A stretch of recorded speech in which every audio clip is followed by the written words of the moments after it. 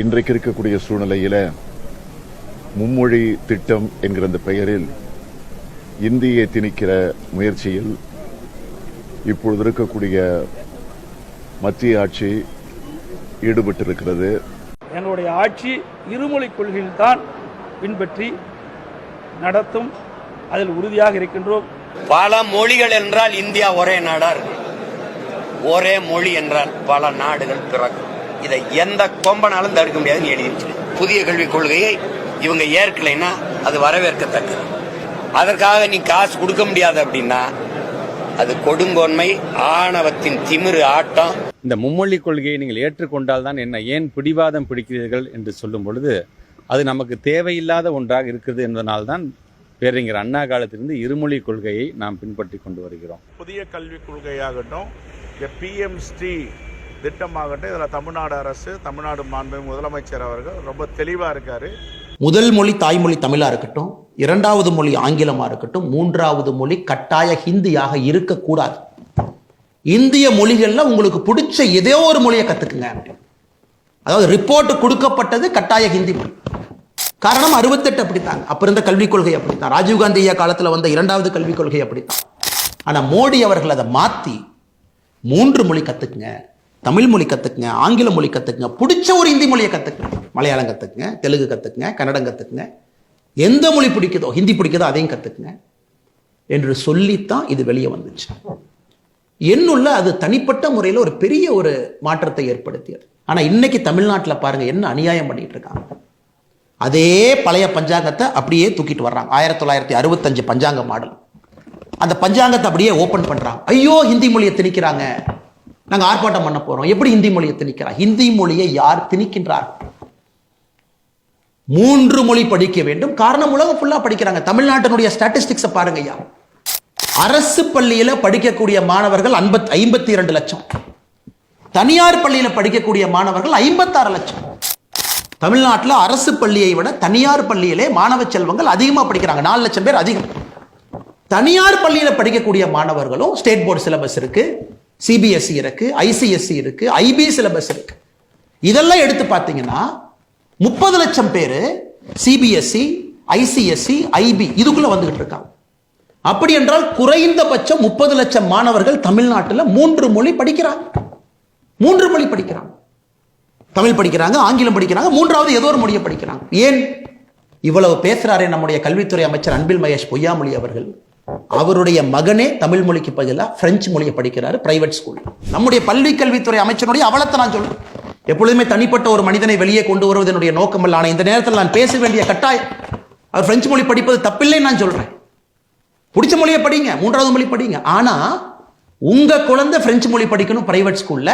இந்த 52 லட்சம் பேர் அரசு பள்ளியில தட்டு தடுமாறி, அதுல லட்சக்கணக்கான மாணவர்கள் வெறும் மரத்துக்கு கீழே வெயில்ல உடைஞ்சு போன ஒரு பிளாக் போர்டை வச்சுக்கிட்டு குறைவாக ஆசையில் இருக்கக்கூடிய அந்த நேரத்தில் அவங்க படிச்சுட்டு இருக்காங்க. இதை எப்படி ஏத்துக்க முடியும்? முதலமைச்சர் ஸ்டாலின் அவங்க கிட்ட இருந்து ஆரம்பிச்சு கடைசி திமுக கவுன்சிலர் வரைக்கும் நான் சொல்றேன்.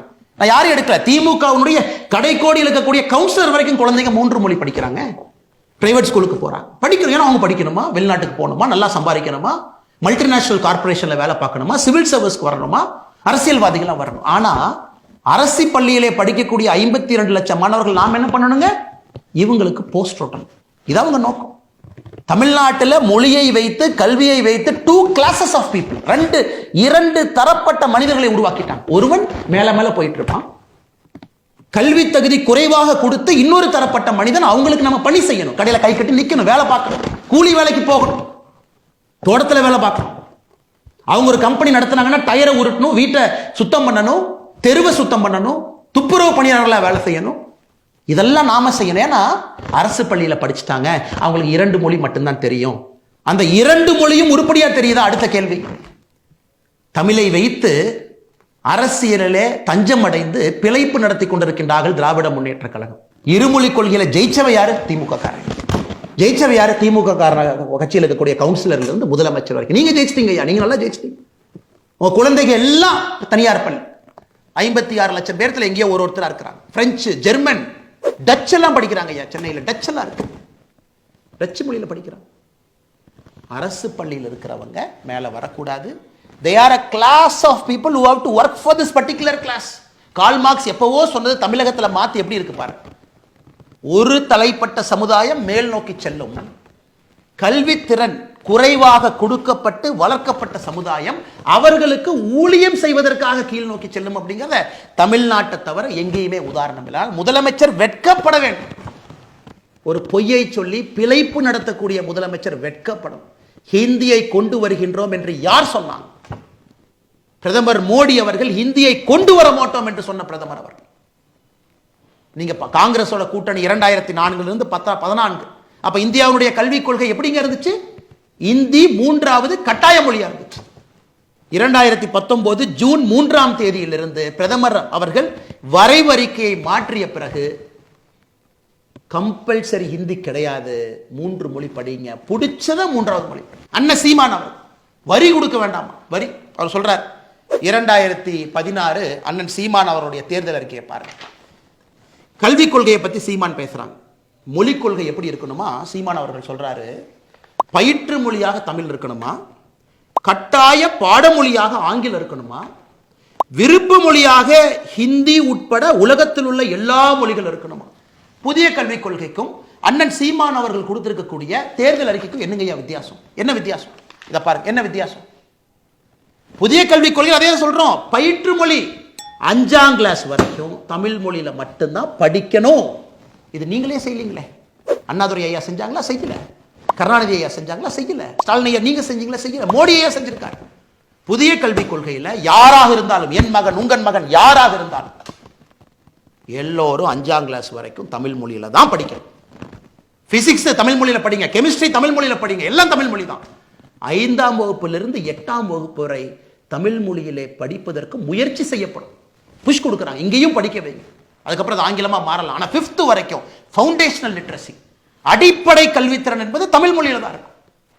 இதை நீங்களே செய்யல. எதுக்கு புதிய கல்விக் கொள்கை எதிர்க்கிறீங்க? எதுக்கு இந்த டிராமா போடுறீங்க? அண்ணன் சீமான் அவர்கள் உங்க தேர்தல் வாக்குறுதியில் சொன்னதான் நாங்க சொல்லியிருக்கோம். பயிற்று மொழி தமிழ் 5ஆம் வகுப்பு வரை, கட்டாய பாடமொழி ஆங்கிலம் 5ஆம் வகுப்புக்கு மேல வேணுமா வச்சுக்கங்க. நீங்க சொன்னதை தாண்டி நாங்க போறோம்.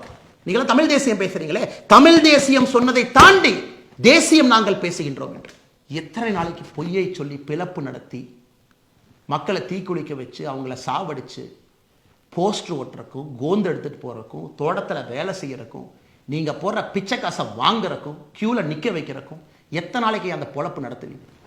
அதனால் நாங்க சவால் விடுறோம். எல்லாரும் ஒரு பக்கம் நில்லுங்க. பாரதிய ஜனதா கட்சி நாங்கள் ஒரு பக்கம் நிற்கின்றோம். எல்லாம் நில்லுங்கய்யா, எல்லாம் நில்லுங்க. ஆண்ட கட்சிகள், ஆண்டு கொண்டிருக்கக்கூடிய கட்சிகள், ஆள நினைக்கக்கூடிய கட்சிகள், புது கட்சிகள் எல்லாம் நில்லுங்க. பாரதிய ஜனதா கட்சி தனித்து நாங்கள் ஒரு பக்கம் நிற்கிறோம், தமிழக மக்கள் பக்கம் நிற்கிறோம். எங்களுக்கு 3 மொழி வேண்டும், 4 மொழியும் வேண்டும், 5 மொழியும் வேண்டும். ஆனா அரசு பள்ளியிலே படிக்கக்கூடிய 52 லட்சம் மாணவர்களுக்கு மட்டும் ஏன் 2 மொழி? 56 லட்சம் தனியார் பள்ளிக்கூட குழந்தைகளுக்கு, அதுல 30 லட்சம் பேர் சிபிஎஸ்இ, ஐசிஎஸ்இ, ஐபி, இவங்களுக்கெல்லாம் ஆல்ரெடி 3 மொழி படிக்கிறாங்க. என்னங்க ஐயா நியாயம்? எத்தனை பள்ளிக்கூடம் நடத்துறீங்க? அது பேசி பேசி பேசி பேசி காதுல புண்ணாயிருச்சு எல்லாத்துக்கும். திமுக காரங்க நடத்தக்கூடிய பள்ளிக்கூடம், நீங்க நடத்துற சிபிஎஸ்இ பள்ளிக்கூடம், அதுல நீங்க சொல்லிக் கொடுக்குற 3, அதுக்குள்ள எனக்கு போவே விரும்பல. எல்லாருக்கும் தெரியும் திமுக காரங்க நடத்தக்கூடிய பிரைவேட் ஸ்கூல்ல 3 மொழி, அதுவும் தமிழ்ல பேசினா ஃபைன் போடக்கூடிய ஸ்கூல் திமுக காரங்க நடத்துறீங்க. இங்கிலீஷ்ல தான் பேசணும், அப்பதான் அவங்கள பெரிய ஆட்களா வருவாங்க. அதனால் முதலமைச்சர் மு க ஸ்டாலின் ஐயா அவர்களே, எதிர்க்கட்சி தலைவர் அண்ணன் எடப்பாடி பழனிசாமி அவர்களே, அண்ணன் சீமான் அவர்களே, அண்ணன் விஜய் அவர்களே, எல்லா தமிழகத்தினுடைய கட்சி தலைவர்களே, நன்றாக புரிந்து கொள்ளுங்கள். உங்க குழந்தைங்க எங்க படிக்கிறாங்கன்னு நெஞ்ச தொட்டு சொல்லுங்க. உங்க குழந்தைங்க எங்க படிக்கிறாங்கன்னு வெள்ளை அறிக்கை கொடுங்க. நாங்க பாரதிய ஜனதா கட்சியில எங்க குழந்தைகள் எங்க படிக்கிறாங்கன்னு வெள்ளை அறிக்கை நான் கொடுக்கிறேன். என் குழந்தை 2 மொழி கொள்ளியா, 3 மொழி கொள்ளியா, அரசு பள்ளியா, தனியார் பள்ளியா, ஏன் நான் சொல்றேங்க ஐயா, நீங்க சொல்லுங்க, நீங்க சொல்லுங்க. ஸ்டாலின் ஐயா உங்க பேரை எங்க படிக்கிறான்னு சொல்லுங்க. நான் எல்லாத்துக்கும் நான் பையன் சொன்னேன், உங்களுக்கு பேரன்னு சொல்றேன். நீங்க தான் அப்பா அப்பான்னு சொல்றீங்களே. தமிழ்நாட்டில் நீ அப்பா அப்பான்னு கூப்பிட்டு எனக்கு ஒரே சந்தோஷமா இருக்கு. சில பேர் தாத்தான்னு கூப்பிடுறாங்க இல்லைங்க, ஏன் வயசு குறைக்கிறதுக்காக அப்பான்னு பேசுறீங்களா? தாத்தான்னு நல்லா தானே இருக்கு. வயசானவங்களை ஜெனரலாக தமிழ்நாட்டில் தாத்தான்னு தானே கூப்பிடுவாங்க. அதனால் உங்களுடைய பேர குழந்தை எங்க படிக்கிறாங்கன்னு சொல்லுங்க. எந்த பள்ளிக்கூடத்தில் படிச்சாரு, அவரு எத்தனை மொழி படிச்சாரு, எங்க படிச்சாரு? ஃபுட்பால் விளையாடுறக்கு ஒரு யூரோப்பியன் நேஷன் போறாரு, தமிழ் மொழியை வச்சு சமாளிக்க முடியுமா? போதுமா? நம்ம ஊர்ல நம்முடைய மொழியை கொடிபிடித்து நிற்போம், உயிரை கொடுத்து நிற்போம். உறுதியாக நிற்போம். தமிழ் மொழிக்கு அழிவு கிடையாது. பிஎம் ஸ்ரீ பள்ளிக்கூடத்தை ஏற்றுக்கொள்ள வேண்டும் என்று சொன்னார். நல்லா புரிஞ்சுக்க. பிஎம் ஸ்ரீ பள்ளிக்கூடம் தமிழ்நாட்டுக்கு வேணும். ஏன்னா அவங்ககிட்ட அடிப்படை கட்டமைப்பு இல்லை. குழந்தைங்கள்லாம் மரத்து கீழே படிக்கிறாங்க. மாற்றி மாற்றி பேசாது. தமிழ்நாட்டுக்கு கல்வியில் என்ன பணம் மத்திய அரசு கொடுக்கணுமோ அது கொடுப்பாங்க. பிரதான் அவர்கள் சொன்னதை திருத்தி பேசாதீங்க, மாற்றி பேசாதீங்க. நீங்கள் கொடுத்த கமிட்மெண்ட்டை திரும்ப கேட்குறாரு. நீங்கள் தான் எழுத்துப்பூர்வமாக கொடுத்தீங்க. பிஎம் ஸ்ரீ பள்ளிக்கூடம் ஏன் வேண்டாம்னு சொல்கிறீங்க? ஆமாம், அது புதிய கல்விக் கொள்கையினுடைய அங்கம் தான் பிஎம் ஸ்ரீ பள்ளி. எந்த மாற்று கருத்தும் இல்லையே. ஜவஹர் நவோதயா பள்ளியில் படித்த ஐஐடி, ஐஐஎம், சிவில் சர்வீஸ் பிரித்து மேய்ஞ்சிட்டு இருக்கான் சார்.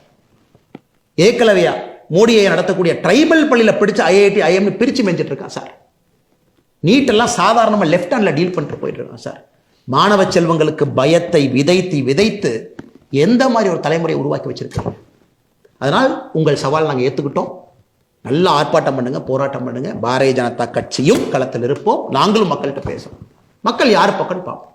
மேபி உங்களுக்கு கட்சி கூட்டத்தை நீங்கள் கூட்டு வரலாம். ஆனால் எங்கள் பக்கம் மக்கள் இருக்கிறாங்க. மக்களுக்கு தெரியும், ஒரு மனிதனுக்கும் தெரியும் அவருடைய குழந்தை மேலே போனதாங்க அப்பா அம்மா நினைப்பாங்க. ஏதாச்சும் ஒரு அப்பா அம்மா குழந்தைய போஸ்ட் ஓட்டுறதுக்கு கோந்து எடுத்துட்டு போய் திமுக அறிவாலய வாசல் அடிமையாக இருக்கிற ஏதாச்சும் ஒரு தன்மானம் இருக்கக்கூடிய தமிழன் நினைப்பானா? ஆனால் சவாலை நாங்கள் ஏற்றுக்கொண்டு விட்டோம். களத்தில் சந்திப்போம். நான் 3 மொழி கொள்கையை ஆதரித்து களத்தில் நிற்கப் போகின்றேன். பாரதிய ஜனதா கட்சி நிற்கும். எங்க தலைவர்கள் தொண்டர்கள் எல்லாம் நிற்பாங்க. பட்டி தொட்டி எல்லாம் எடுத்துட்டு போறோம். நீங்க இருமொழி கொள்கையை பேசுங்க. ஆனா உங்க குழந்தைங்க 3 மொழி படிக்கணும். அதையும் மக்கள் தோல் உரிச்சு பார்க்கத்தானே போறாங்க. அதனால பேசக்கூடிய அரசியல் தலைவர் முதல்ல இது பேசுறதுக்கு முன்னாடி நீங்க யாரு, உங்களுக்கு எத்தனை குழந்தைகள் இருக்கிறாங்க, எத்தனை பேர் தனியார் பள்ளியில் படிக்கிறாங்க, எந்த மொழியில படிக்கிறாங்கன்னு சொல்லிட்டு பேசுனா அந்த டிவியில பார்க்கக்கூடிய அன்பு சொந்தங்களுக்கு தெரியும் யார் உள்ளத்திலிருந்து பேசுறாங்க, யார் போய் பேசுறாங்க.